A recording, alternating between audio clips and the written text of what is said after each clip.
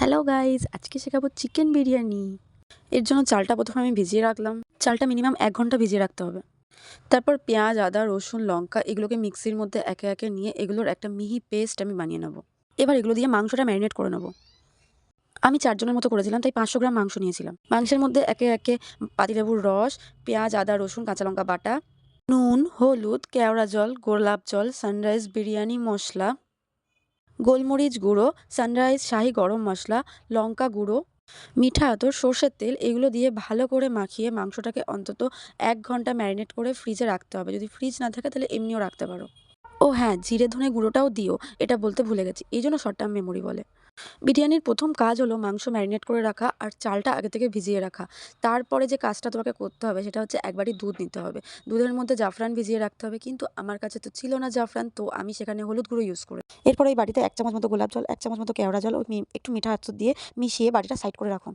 এরপর হাঁড়িতে ভাত হওয়ার জন্য 1 হাঁড়ি জল দিন, আর তার মধ্যে গোটা গরম মশলা, তেজপাতা, নুন ও ভাতটা ঝরঝরে হওয়ার জন্য সাদা তেল আমি ইউজ করেছি। এখানে আপনারা পাতিলেবুও ইউজ করতে পারেন, আমার কাছে ছিল না তাই আমি সাদা তেল ইউজ করেছি।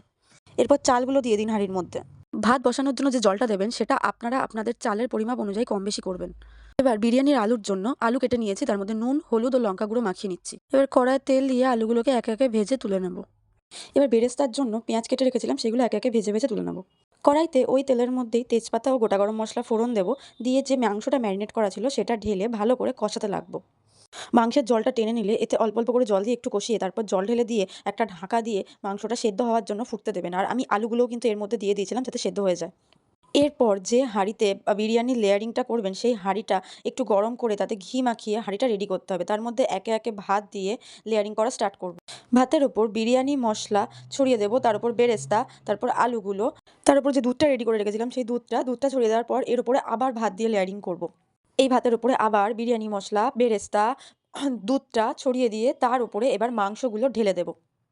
মাংস ঢেলে দেওয়ার পর আবার পুনরায় ভাত দিয়ে পুরো মাংসগুলো ঢেকে দেবো। তার উপরে আবার বাকি যে বেরেস্তাটুকু বাকি ছিল সেইটুকু আর যে দুধটুকু বাকি ছিল সেইটুকু দিয়ে হাঁড়ির ঢাকাটা এভাবে উল্টো করে দিয়ে হাঁড়ির মুখটা বন্ধ করে দিন। হাঁড়িটা বসানো যাবে এমন একটা পাত্রে জল দিয়ে সেই জলটা গরম হওয়ার সাথে সাথে সেই হাঁড়িটাকে তার উপরে দমে রাখুন মিনিট 5 জন্য। আর উনুনের আঁচটা মিডিয়াম টু স্লোতে দিয়ে রাখবেন। এরপর নামিয়ে গরম গরম পরিবেশন করুন।